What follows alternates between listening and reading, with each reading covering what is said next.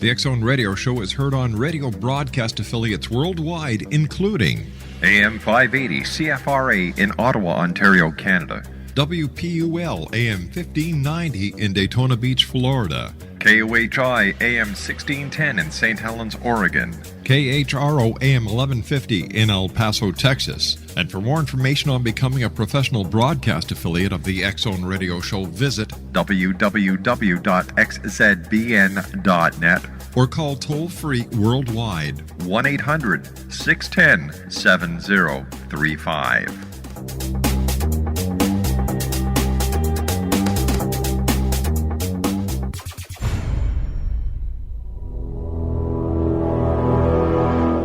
The X Zone radio and TV show is largely an opinion talk show. All opinions, comments, or statements of fact expressed by Rob McConnell's guests are strictly their own and are not to be construed as those of the X Zone radio and TV show or in any manner endorsed by Rob McConnell, Relmar McConnell Media Company, Talkstar Radio Network, its affiliated stations, or employees.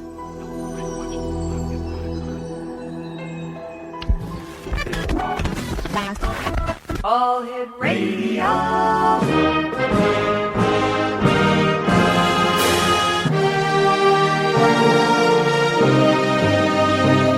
Welcome to the X Zone, a place where fact is fiction and fiction is reality. Now, here's your host, Rob McConnell.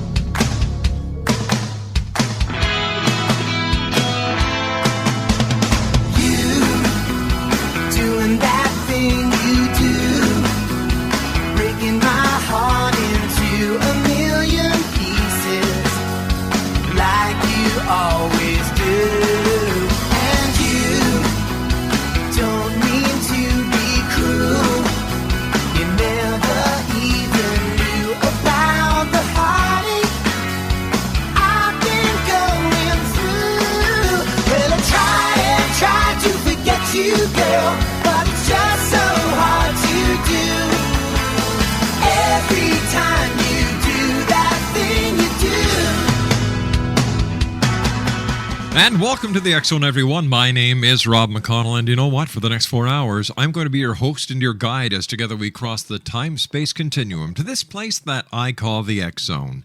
It's a place where people dare to believe and dare to be heard. It's a place where fact is fiction and fiction is reality. And the X Zone comes to you Monday through Friday from 10 p.m. Eastern until 2 a.m. Eastern, and then from 2 a.m. until 6 a.m. Eastern, and then from 6 p.m. until 10 p.m. Eastern on the Talkstar Radio Network, X Zone Broadcast Network, UK High Definition Radio, Euro High Definition Radio, and Star Cable. Our toll-free worldwide number is 1-800-610-7035. My email address, xzone@xzoneradiotv.com. On MSN Messenger, xzoneradiotv@hotmail.com. And our website, www.xzoneradiotv.com. And to see the coming soon attractions of Paragators, visit www.paragators.org/coming-soon.htm. X Zone Nation, my first guest tonight is Kal Garrison. We're going to be talking to Kal in the first part of the show about the Weiser Field Guide to Ascension. Now, tackling a vast and often misconstrued topic, the Weiser Field Guide to Ascension delivers the layman's guide to historical, biblical, and highly topical implications surrounding the Earth shift and changes of 2012, the end of times, and our role in all of these. Now, what will happen to my loved one? Will I have the same memories in the next dimension? How can I prepare for the great shift? Well, Kal Garrison addresses these natural human concerns with humor and practical suggestions for making the most out of the coming Earth changes and our shift into a universal consciousness. Joining me now is Kal Garrison. Kal, welcome to the X Zone.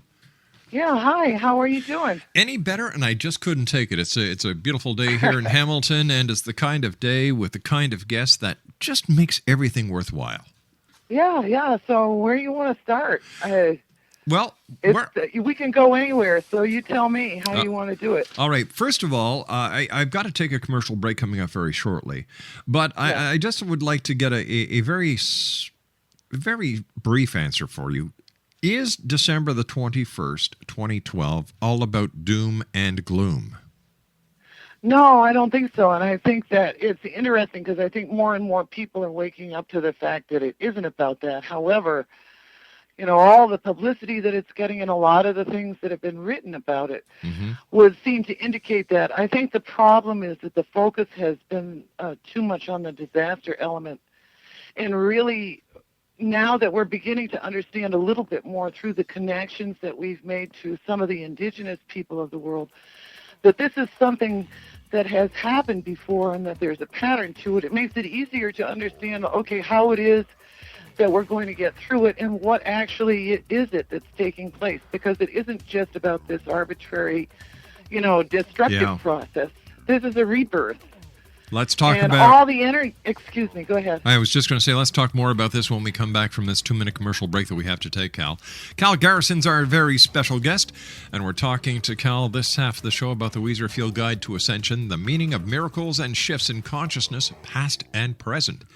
www.redwheelweezer.com. I'll be back on the other side of this commercial break with Kal Garrison as the X Zone continues from our studios in Hamilton, Ontario, Canada. Don't go away.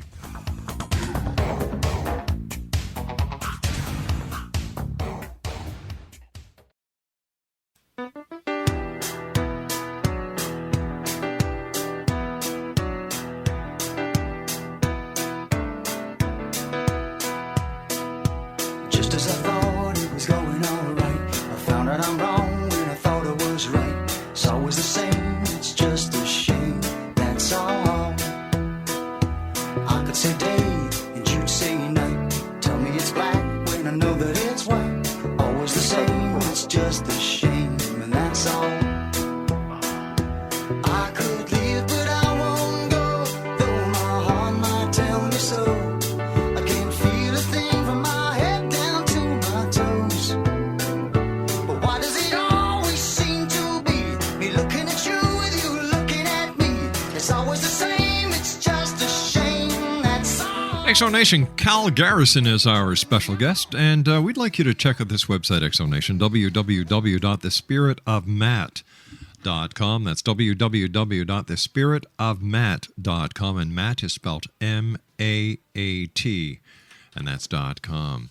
Kal, why do you think people are so hooked on the date, December the 21st, 2012?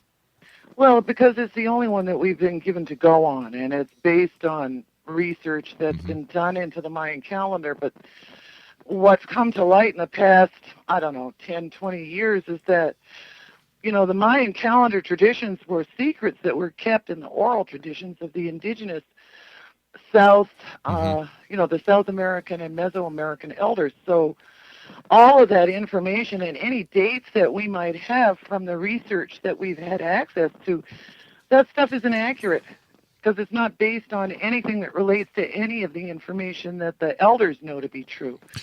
And so what's going on right now is the elders are coming out with this information that's saying, it may not be 2012. That's just a ballpark figure. So there are windows of time on either side of that date.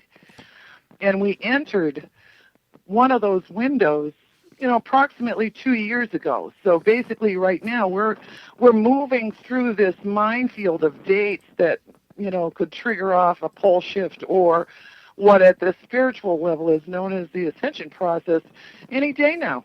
Tell me, Kal, since you've been doing your research and since you finished your Ascension manuscript, have more prophecies been revealed? It's interesting. As far as I know, no. I mean, I work for Dromolo Melchizedek, and he keeps in touch with that stuff. But what I know, I hear from him or through people that he's associated with, some of the elders. Right. But no, lately I haven't heard anything more. But there were a couple of dates in May that they had pinpointed as potential dates for a pole shift, and we made it through those dates. So now we're in this sort of concourse of dates that are going to be active between now and the end of August. And if you were looking at it from an astrological perspective, you would say, any time, in the next 2 months, we could see the poles shifting. And there's a lot of talk about that happening, even in July. So, Hold on It's to one your of those hat. things where you can't. It's very hard to predict. Even David Yeah. Wilcox, who has a lot to say about these things, he's supposedly the reincarnation of Edgar Casey. He says, we really don't know. And the elders are saying the same thing. I just recently watched a clip of Don Alejandro, the head of the Mayan elders, saying that it could happen any day now, and it might not happen till 2020. But the point is, even if we don't have a lot of time, I mean, even if it's 10 years from now, we still don't have that much time. So a lot of things have to change in a short period of time, regardless of whether it's tomorrow or 10 years from now. Can you tell us how the biblical version, Cal, and the last days as described to the indigenous wisdoms compare or tie into each other? Oh, they tie in directly. I mean, this is the thing. The fundamentalist perspective that's all based on the last days, the Book of Revelations, all of that stuff. What they're talking about is this rapture that's supposed to take place, and the righteous will ascend into the New Jerusalem. Well, from a New Age perspective, the New Jerusalem is no different than our entrance into the age of Aquarius. Okay, which from that perspective opens us up to 2,000 years of harmony and peace. All right. Yeah. And as far as the indigenous people are concerned, in their cosmology, all it means is that we're making our entrance into the next world, which, depending on which discipline you come from, is either the fourth or the fifth world. They're basically the same thing. So, and their description of that world is akin to anything you might hear any enraptured fundamentalist tell you about the New Jerusalem, or any New Age hippie telling you about what it's going to be like to live in the age of light. It's all the same thing. Cal, are you convinced that this change has to include the pole shift? It's interesting. I have been told that there is nothing we can do to change that. All right, that it is the physical aspect that for the Earth is part of the inner process that she is going through to rebirth herself into the next dimension, onto the next grid level, up to the next octave of experience. It's part of a natural evolutionary process. Could we say that Mother Earth is actually going through a metamorphosis? She's giving birth, and every birth is violent. Yes, it is. All right. I mean, and if things follow the pattern of nature, there's no different. Why would Mother Nature decide to do it differently? True. In her situation, so yeah, it's going to be pretty wild, and I think that we're already getting a taste of that in some of the things that we're seeing that are going on right now. Cal, can you give us a little bit about the physics of a pole shift? Yeah, the physics of a pole shift, if you really, want to simplify it, all you have to say is that this is like any other process that the Earth goes through, and there is a pattern to it. So I can give you an idea of what the pattern is. Please. From my understanding. Generally, a couple of years before the physical shift occurs, you see a breakdown in all the systems and structures that are keeping the society active. And then as things sort of intensify, which, they have been, it's pretty obvious to anybody that things are changing here. Yeah. The pole shift occurs, and approximately 6 hours before that actually takes place, there is a window of time that opens up where the dimensions start to bleed into each other. And it is during that time that you begin to feel really lightheaded and strange. You start to notice that there are all kinds of fourth-dimensional objects floating around in your environment.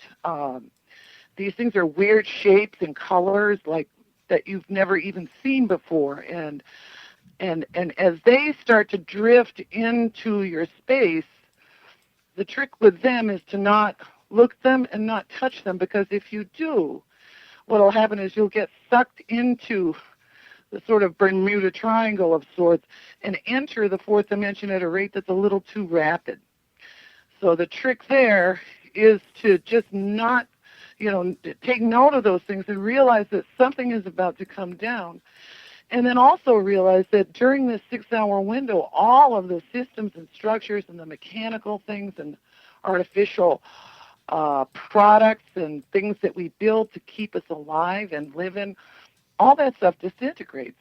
Because anything that is intrinsic, that is not intrinsic to the earth, is going to disintegrate during that 6-hour window. And so during that time, like if you're stuck on a highway or something, you can assume that, your car is going to stop working. Your communication systems are going to stop working probably long before that. I would imagine that it also means that planes that are airborne are going to come crashing down to the earth. Yes, there's a lot of, you see, this is the potential for a tremendous amount of violence during this time. And the thing is that if people don't know what's happening, they go into panic. And this is the problem that the elders are telling us. They have all the records from the last pole shift, and they're telling us that more people die of fear during a pole shift than anything else. But Cal, what happens if everyone is wrong? And there's a lot of hype being talked about the pole shift, the ascension, 2012, the end of the world, and nothing happens. What will this mean about prophecies? Well, it'll mean one thing. I mean, you've got to make the prophecies. Mm-hmm. Okay, but you're making a prophecy not because you hope it's going to come to pass, but because maybe by, a little forewarning and forearming, right, you could stave it off. And a lot of people have been theorizing that we can change this. All right, but I do not think that we can stave off a pole shift. I don't think that any of us have sort of achieved that level of mastery. I could be wrong about that. And I don't know how the 100th monkey theory is going to work, because if that kicks in, Christ, we could all wake up and be ascended masters in a nanosecond. It's interesting times, no two ways about that. Oh, I know. Isn't it amazing? I'm enjoying the movie, and I think it's very, very interesting watching as things come down. I've never heard it referred to as a movie, but I can associate with that. That's a wonderful way of looking at it. Yeah, it's just a movie. And if we could all figure out that, this is our movie, then we could decide to rewrite the script or change it or do whatever we want to it. I think that the potential is there. I just don't know. I live in a rarefied atmosphere, so when I go out, say, on trips and stuff and see what's going on in the rest of the world, I see a lot of unconsciousness there.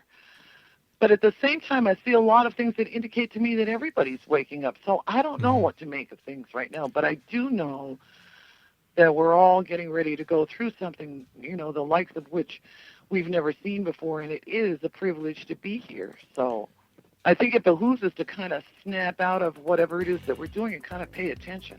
Cal, it's great having you with us. Please stand by. You and I have to take our news break at the bottom of the hour. Exo Nation, Kal Garrison is our special guest. She is the author of the Weezer Field Guide to Ascension, The Meaning of Miracles and Shifts in Consciousness, Past and Present.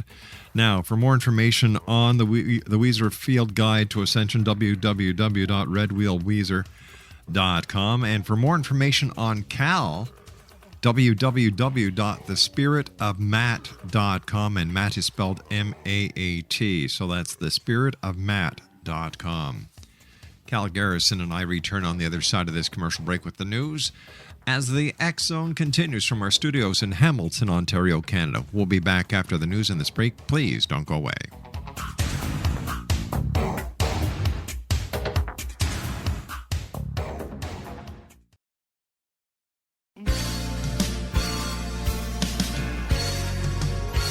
You're listening to the X Zone Radio Show, live and around the world on the Talkstar Radio Network. X-Zone Broadcast Network, UK High Definition Radio, Euro High Definition Radio, and Star Cable. Our toll-free telephone number worldwide is 1-800-610-7035. Our email address, xzone@xzoneradiotv.com. On MSN Messenger, xzoneradiotv@hotmail.com, And our website, www.xzoneradiotv.com.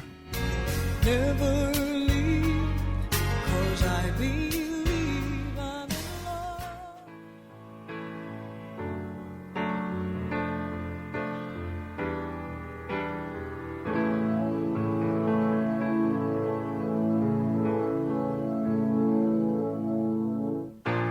Baby, I'm amazed the way you love me all the time. Maybe I'm afraid of the way I love you. Maybe I'm amazed the way you pulled me out of time.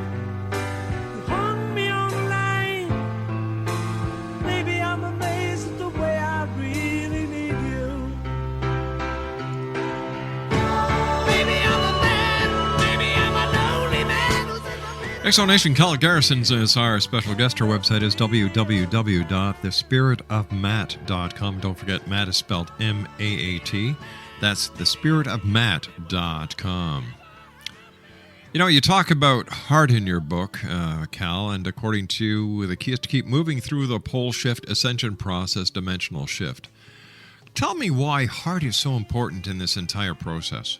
Oh, that's a good question. The heart is the key to it all because it's the only part of our consciousness that isn't based on polarity.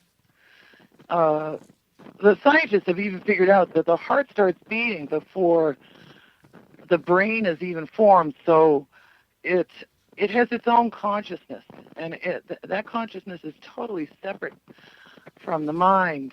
And the secrets of the heart were well understood by the ancients, but we lost that information at the fall about 13,000 years ago. And the information has come back to us because the elders have started to come back and share it with us. So the technique for getting into the heart, there are a number of ways to do it, but the one that that Drumbelow Melchizedek describes in his book Living in the Heart is the one that I use.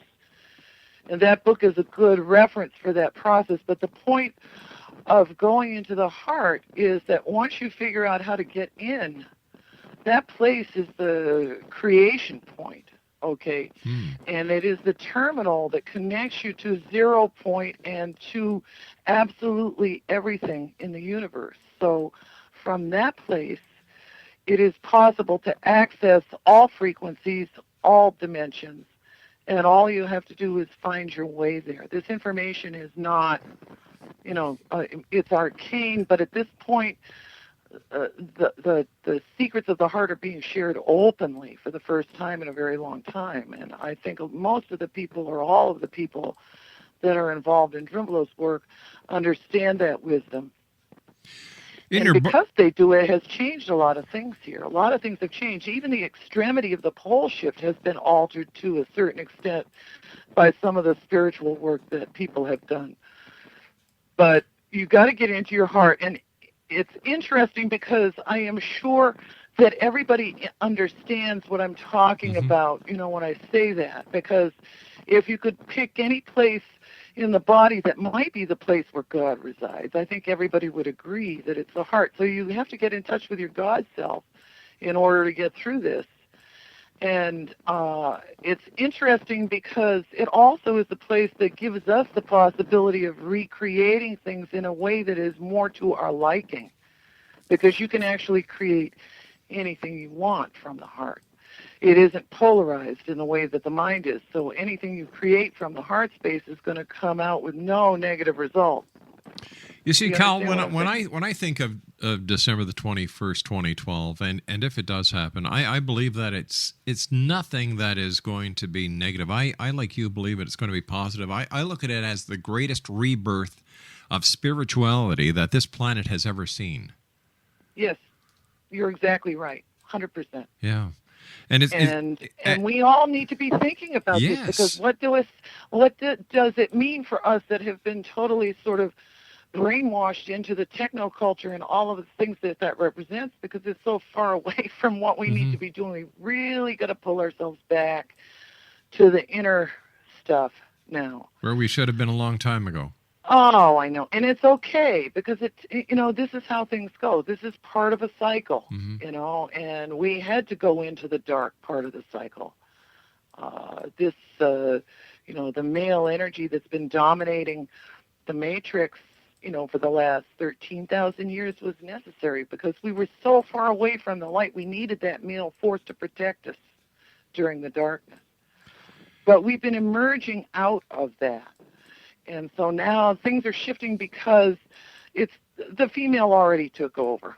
And we're moving into this time of light and harmony and unity that we all remember in some particle of our being, but that we haven't experienced in such a long time. We've sort of forgotten it. And it's your connection to nature, and your connection to your heart self, and your connection to the things that you love. And it's also the connection to that power that we call God. Yes, exactly. Yes. Talk about overlooking the obvious, right? Yeah. Tell me, Kal, you mentioned sex too in your book. Why is sex such a big part of the ascension process? Well, the whole thing with sex has been so screwed up. I mean, if you figure that every single one of our core beliefs has been screwed up, our ideas about sex have gotten really twisted. Yeah. And the whole thing with the sexual elements and the exercises that I describe in the chapter called Sex and the Ascension is to help people understand that there are secrets to that we could be using on a regular basis that would help us sort of use the orgasmic energy to deepen our connection to spirit and to tune our bodies to the frequencies that we're tuning to in our hearts and our minds. Do you understand what I mean? I certainly do. So there is this practice that is very ancient that the Egyptian tantric initiates used. And it's unlike a lot of other tantric practices that advise people to contain themselves when they reach the point of orgasm. This method of achieving orgasm is a little different, because the Egyptians believed that the orgasm was healthy, and actually necessary for your physical being. And that's true. And what they describe is a method whereby at the moment that you're about to achieve orgasm, you take that energy from the base chakra, send it up to the heart chakra, hold your breath, and send it out the back and over your head into the front of your heart chakra.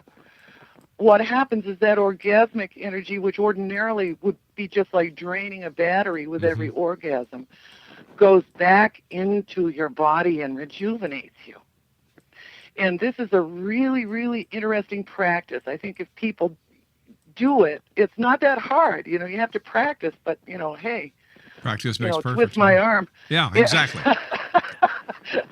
So at any rate, the whole process for achieving what is known as the Anking method of achieving orgasm is explained in the Ascension book.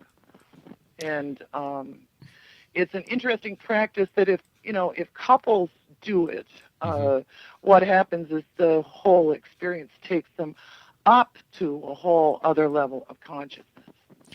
Kal, if we are indeed moving up, can you tell us a little bit about what you believe it will be like in the next world? Yeah, no, I mean, that's the interesting thing. Basically, I think that anything that we could define as heavenly would be how I picture it.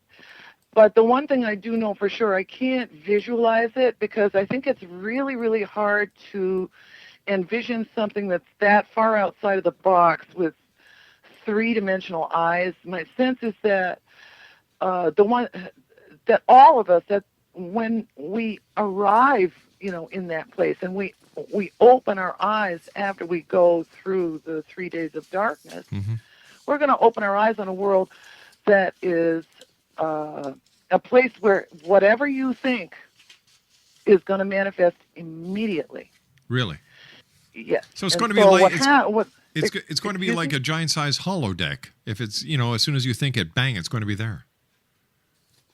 It's going to, yes, whatever you think, it's going to happen. And so what happens is if you're prepared for this and you know when you get there, oh, great, I'm here. Gee, I think I'll make myself look like Sophia Loren. Bang. Boom. Or if you get there and say, oh, Jesus Christ, what's going on here? I'm totally freaked out. Guess what? You're going to be even more freaked out because you're going to manifest whatever your fears are. So it's good to think about, that, yes, we are going to go through this process. There is, after that 6-hour window that I described, there is a process where this spectral fog comes in and you are surrounded by it and filled with it.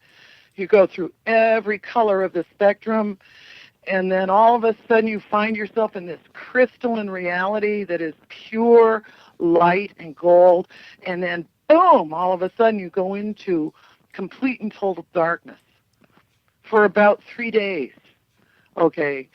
And that is what they call moving through the great void, and this is the place that Mother Earth has to go through every time she moves from one dimension to the other. This is a place that we all have to go to whenever we move from one dimension to another. So that 3 days of darkness, basically, it's like being in a dream state or like the ultimate sensory deprivation chamber. And all you're really supposed to do during that time is kind of relax and go into the dream. And then I am told that at the end of that time, a blinding flash of light wakes you up and you are in this place that we're all supposed to be going to, that it's hard to describe because I really can only imagine that it would look whatever I think heaven looks like to me now. So does this mean when this happens, we all have to cease our physical bodies and we, for all intents and purposes, die? Well, that's an interesting question. There are a lot of people who are going to die and be resurrected. Okay, for the people that are sort of able to sort of maintain themselves and stay centered through the experience, they're going to take their bodies with them. Okay. Yeah, you won't have to go through the dying process. The whole thing, in the Bible, when you read the ascension story and all of that, those things that Christ did, he did for us. And when they say that Christ died for our sins, I'm not sure if that's entirely correct, because what he really did was come here to implant certain codes in the collective unconscious so that when the time came for us to enter the Aquarian age, that the piece of Christ consciousness that knows about resurrection, that knows how to move through the ascension process, would be alive and awakened in our hearts the moment that process began. All right, so my feeling is that we all have these codes inseminated into us through what he did, because actually what he did was create a template for us. So his resurrection and ascension provided that for us. He did say, I will show you the way. Yeah, and I think this is what he was talking about. And when he said it will be in the last days that I will pour forth my spirit on all mankind, we forget that the sign Aquarius is the sign of the water bearer. That's right. So it is the spirit of Christ consciousness that is pouring down and through all of us right now. And I think as soon as the magnetic field shuts down, I think we're going to begin to remember how to do this. We are a lot of people are going to get on their knees and start praying like they've never prayed before, and you'll have those who have never prayed who automatically find God. Yes, that's true. That's true, because, we're all the 100th monkey here. That's right. So if the work you do is going to help 100,000 other people, just snap out of it, I think that's a good thing. And it's good to see it that way. Yes, I believe that it is possible to wake up in an instant, and I'm not sure how it's all going to come down, but this is the time, all right? And it is, what do the Indians say?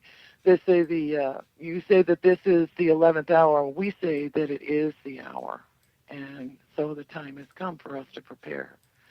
And whatever that means to you, I think the best thing to realize is that to start thinking about it in spiritual terms instead of catastrophic terms, and try to remember that it's your connection to your heart and to Mother Nature and the frequency that she's on that's going to help you through this. You see, and people forget, Cal. Well, most people forget, not the people that I've had the pleasure of talking to over the last 20 years, and people like yourself who are kind enough to come on and share their experiences, that we need to look at the butterfly, and as the butterfly goes through a metamorphosis from a caterpillar to a beautiful butterfly, and then you've got the toad who goes into a frog. And nature has been showing us from the beginning of time that changes happen in everything. We forgot to look at the seasons as in the spring is the birth, in the summer are the adult years, in the fall are the elder years, and in the winter you die. But what happens in the spring? It comes back. Life is a cycle, and I think that what the Native Americans and the Native Canadians and the Hopis and the other indigenous people around the world have been trying to get through our thick skulls is that we haven't stopped growing, we haven't stopped evolving, that we are not at the end of our learning experience, and we still have a lot more to learn before we get to where we want to be. Oh, that's a good way of putting it, really. You know, and it's interesting because we have a lot of support right now. Sure. I mean, the ET and the interterrestrial support that we've got coming in right now is awesome. Hey, listen, you and I've got to take a commercial break. We're nearly out of time for this segment. Please stand by. Kal Garrison's our special guest, www.spiritofmatt.com. We'll be back after this break. Don't go away.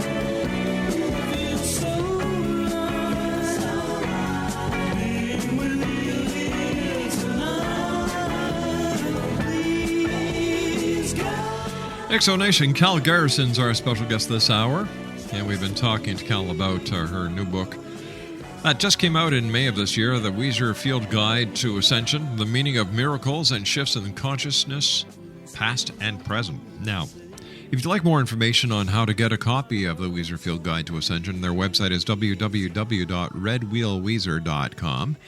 And if you'd like to find out more about Kal, she's got a great website, www.thespiritofmatt.com. That's www.thespiritofmatt.com, and Matt is spelled MAAT.com. Kal, first of all, great having you with us. I fully enjoyed this hour. It's been a great hour. Yeah. And Kal, where do the indigo children fit into the big picture? Oh, they're the biggest part of it, I think, because, you know, one of the things that I'm noticing, you know, from the people, the older indigos are in their mid-30s now, maybe close to 38, some of them. And what I see that's going on in that sector of indigos is that they're really taking ownership of some of the structural changes that need to take place right now. In other words, they're kind of a straighter shooting people, but they've got a spiritual heart, and they're bringing that energy into the system. The younger ones are total geniuses, and I notice all the time, like I do this magazine, The Spirit of Matt. It's Drumvalo Melchizedek's webzine, and the information that comes into me every month, a lot of the stuff that's really innovative comes in from these young kids who are having ideas about what's going on right now that they're pulling out of their experience and out of the ether, and it's coinciding totally with, you know, what the spiritual leaders and the scientists are saying. So there's something going on with this generation of kids. They come from another part of the galaxy or another part of the cosmos, and they're all here now to fix what we've broken. All of them. Geez, I hope they All fix of them. that massive oil leak in the Gulf of Mexico soon. That's heartbreaking. Well, you know, as far as that goes, it's very, very interesting because I think we're going to get a lot of help with that, and Yeah. I have a feeling, you know, there are already people coming forward with solutions to it, but the problem is, you know what I mean, nobody's Uh-huh. listening because, of course, they have this other agenda going Yep. on there. So it's hard to figure, but we're going to fix it. We have to fix it. Yes, we do. And it's in the next few months are very, very critical. Cal, You know, like there's- I'm yeah. sorry, dear. Just we're coming down to about 30 seconds, so if you can just finish off that thought. I didn't mean to push you. Oh, no, hey, it's okay. It's been so great talking to you, and I'm glad we hooked up. So am I, Cal. Yeah. Congratulations on your book. I'd like to have you back on in the very near future because I'd like to talk to you about the extraterrestrial and inner Earth connection. Oh, the inner terrestrial thing is really huge. It certainly is. And a lot of people don't know about that. And right now, the whole thing with the ETs is about to pop.